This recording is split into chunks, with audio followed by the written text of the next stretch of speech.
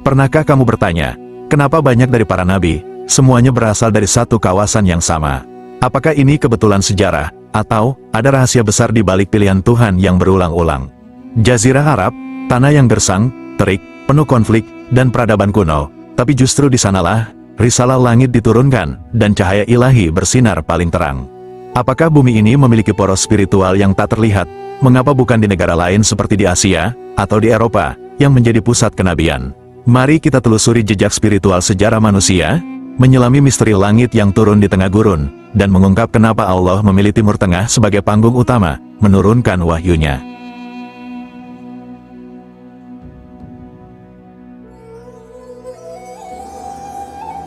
Coba kita tarik mundur ke belakang. Dalam sejarah panjang umat manusia, Allah telah mengutus lebih dari 124.000 nabi, dan dari sekian banyak itu, hanya 25 nama yang disebutkan dalam Al-Quran. Lalu, mari kita lihat di peta dunia, hampir semua nabi yang disebut namanya itu, lahir hidup, dan berdakwah di satu kawasan yang sangat sempit, yakni Timur Tengah dan Jazirah Arab. Dari Nabi Ibrahim di Irak dan Palestina, Nabi Musa di Mesir dan Sinai, Nabi Isa di Yerusalem, hingga Nabi Muhammad di Mekah dan Madinah. Pertanyaannya, kenapa wilayah itu, kenapa bukan di Nusantara yang begitu subur, makmur, dan penuh kekayaan alam? Kenapa juga bukan di Cina yang ribuan tahun sudah punya peradaban tinggi? Kenapa bukan di benua Afrika yang sangat luas, atau Eropa yang maju? Apakah Allah pilih kasih terhadap wilayah tertentu? Tentu saja tidak, karena dalam Islam, Allah Maha Adil, maka pasti ada hikmah besar di balik pilihan itu, dan justru, disinilah kita mulai menemukan sesuatu yang menarik, bahwa pilihan tempat kelahiran para nabi, bukan sekedar urusan tanah atau iklim, tapi soal misi dan momentum. Allah tidak memilih tempat yang paling subur, Allah tidak memilih bangsa yang paling pintar secara akademis, tetapi Allah memilih tempat yang tepat, di waktu yang paling strategis, untuk sebuah perubahan besar. Dan ternyata, Timur Tengah saat itu, adalah titik simpul dunia, tempat bertemunya berbagai peradaban besar, tempat lalu lintas dagang antara Asia, Afrika, dan Eropa, tempat yang punya pengaruh besar ke dunia sekitarnya. Maka bayangkan jika cahaya wahyu turun di sana, bukan hanya satu kabilah yang mendapat hidayah, tapi dari situlah, gelombang perubahan besar, bisa menyebar ke seluruh dunia, termasuk ke Nusantara, berabad-abad kemudian. Dan bukan itu saja, kalau kita telusuri lebih dalam, ada pola lain yang tak kalah mencengangkan, bahwa banyak nabi lahir bukan di negeri yang damai, tapi justru di tengah kekacauan moral, kerusakan sosial, dan sistem hidup yang bobrok. Karena memang tugas seorang nabi, bukan hanya menjadi guru, tapi menjadi agen perubahan, dan kawasan Timur Tengah khususnya Jazirah Arab, adalah tempat yang haus akan cahaya, siap ditempa oleh wahyu, meski keras kepala di awalnya. Nabi boleh lahir di sana, tapi kebenaran yang dibawanya, diperuntukkan untuk seluruh umat manusia. Tapi tunggu dulu, wilayah Timur Tengah bukan hanya strategis, ada alasan geografis dan historis lain, yang membuat kawasan ini sangat penting dalam sejarah kenabian.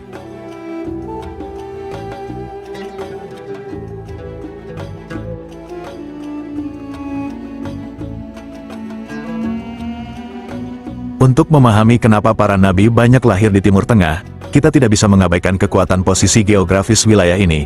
Kalau kamu melihat peta dunia, Timur Tengah terletak di tengah-tengah tiga benua utama, Asia, Afrika, dan Eropa. Letaknya persis di persimpangan. Di zaman dulu, ini bukan sekedar posisi, tapi kunci pengaruh.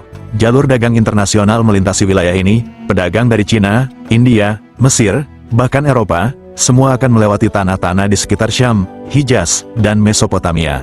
Bayangkan, satu pesan penting yang disampaikan di wilayah ini, punya peluang untuk terdengar jauh lebih luas, dibandingkan pesan yang dikirim dari tempat terpencil. Dari segi geopolitik, Timur Tengah adalah panggung dunia kuno. Wilayah-wilayah yang sekarang bernama Irak, Suriah, Palestina, Mesir, Saudi Arabia, semua pernah menjadi pusat kerajaan besar, Babilonia, Persia, Romawi Timur, dan tentu saja Fir'aun di Mesir. Di atas tanah itu, sejarah umat manusia ditulis, dan di sanalah Allah memilih menurunkan risalah-risalahnya, karena di tempat inilah, ketika kebenaran muncul, seluruh dunia bisa mendengarnya. Tapi juga, ketika kebatilan merajalela, kerusakannya bisa meluas ke seluruh penjuru, maka tidak heran Allah memilih pusat dunia untuk menurunkan para utusannya. Tapi bukan karena posisinya yang strategis. Timur Tengah juga punya karakter tanah dan cuaca yang unik, sebagian besar wilayahnya tandus, tak banyak air, tak banyak sumber daya alam. Tapi justru karena itulah, Bangsa-bangsa di sana ditempa untuk jadi tangguh. Orang Arab misalnya, hidup di lingkungan yang keras, panas, kekurangan air, sering berpindah tempat, hidup nomaden membuat mereka kuat hafalan, peka terhadap bahasa, dan tangguh secara fisik. Mereka bukan bangsa yang lembek, mereka bukan bangsa yang manja dengan kenyamanan, dan ketika wahyu datang, meski awalnya ditentang, mereka bisa menjaganya dengan kekuatan luar biasa. Bayangkan, jika wahyu turun di tempat yang penuh kemewahan dan kenyamanan, akankah ia bertahan, ataukah akan tenggelam oleh godaan dunia? Dan satu lagi, gurun bukan hanya keras, tapi juga memaksa manusia untuk merenung, gersang, sunyi, dan luas. Langit malamnya gelap gulita, tapi penuh bintang, tak banyak hal yang bisa dilihat, kecuali keheningan dan kebesaran Allah. Maka tak heran, para nabi seringkali mendapatkan wahyu di tengah kesunyian padang pasir, di tempat di mana hati paling mudah mendengar suara kebenaran. Jadi, Timur Tengah bukan hanya pusat lalu lintas dunia, tapi juga tempat yang Allah bentuk dengan sempurna untuk menurunkan wahyu. Strategis secara geografis, keras secara ujian, dan dalam secara spiritual, dan dari sanalah cahaya itu menyebar, hingga sampai ke desa-desa terpencil di Nusantara.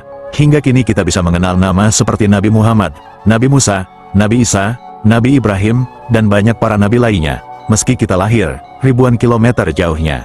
Tapi ada lagi faktor yang sangat penting, bukan cuma tanahnya, tapi orang-orangnya, siapa mereka, bagaimana cara mereka hidup, berbicara, menyampaikan pesan, dan kenapa karakter bangsa Arab dan masyarakat Timur Tengah saat itu begitu cocok untuk menerima risalah.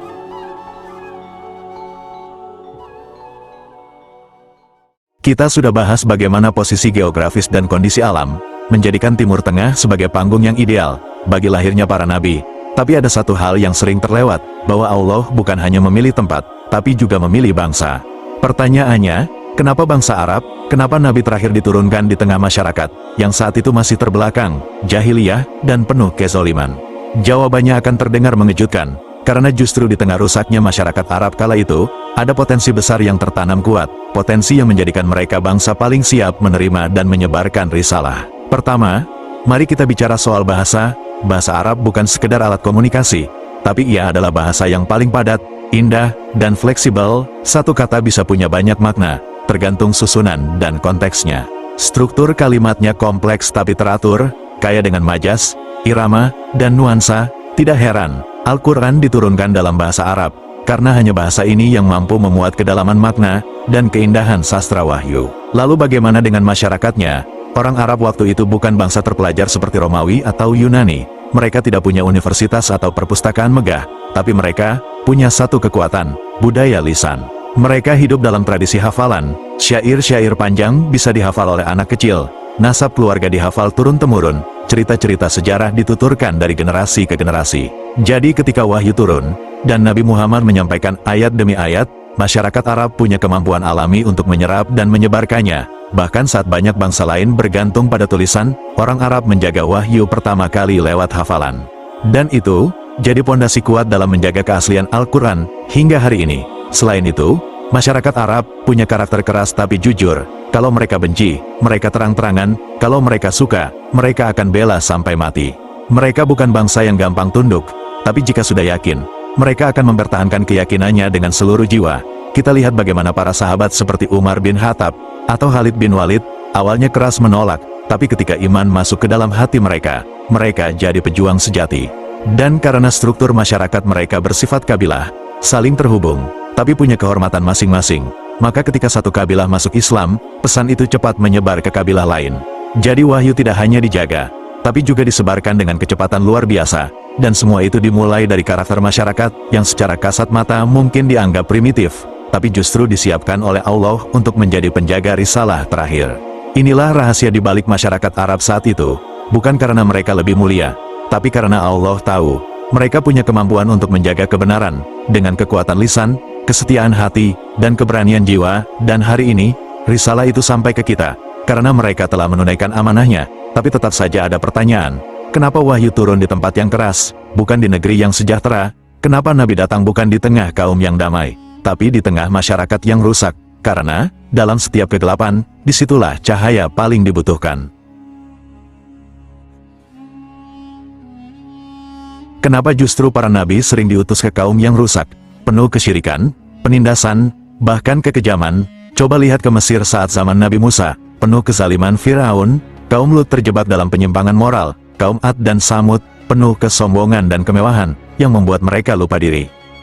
Dan puncaknya, bangsa Arab sebelum Islam adalah zaman jahiliyah, anak perempuan dikubur hidup-hidup, orang miskin tak punya hak, perempuan hanya jadi objek, perang antar kabilah terus-menerus tanpa ujung. Tapi justru di tengah kegelapan inilah, Allah memilih menurunkan cahaya. Dan bangsa Arab saat itu, meskipun rusak, mereka masih punya sesuatu yang masih bisa diperbaiki, yakni fitrah yang belum terlalu tertutupi oleh filsafat, politik, atau sistem ideologi rumit, seperti di Romawi dan Persia. Mereka masih polos dalam caranya menyikapi kebenaran. Kalau mereka salah, mereka akui. Kalau mereka benar, mereka perjuangkan. Itulah mengapa, ketika Al-Quran datang, dan ketika Nabi Muhammad menyampaikan risalah, hati mereka bergetar. Air mata mereka mengalir, dan jiwa mereka bergerak. Padahal sebelumnya, mereka jauh dari kebenaran. Tapi ketika kebenaran datang, mereka berubah total. Dari bangsa pedalaman, menjadi bangsa pemimpin dunia. Dari penyembah berhala, menjadi penjaga tauhid. Dari bangsa tak dikenal, menjadi cahaya peradaban yang menerangi timur dan barat. Inilah hukum Allah yang luar biasa. Tapi peran Timur Tengah tidak berhenti di masa lalu. Wilayah ini bukan hanya tempat kelahiran para nabi, tapi juga akan tetap menjadi panggung besar dunia, hingga akhir zaman. Kita mungkin bukan orang Arab, kita bukan keturunan para nabi, kita tak lahir di Mekah, Madinah, atau Palestina, tapi satu hal yang pasti, risalah mereka telah sampai kepada kita. Cahaya yang dulu turun di padang pasir itu, kini bersinar di setiap rumah, masjid, dan hati kaum muslimin di seluruh dunia, termasuk di negeri kita yang jauh ini.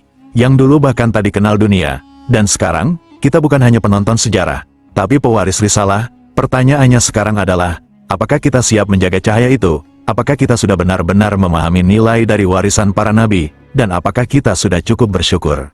Karena walau kita lahir jauh dari tanah wahyu, kita tetap terpilih menjadi bagian dari umat yang menerima cahaya.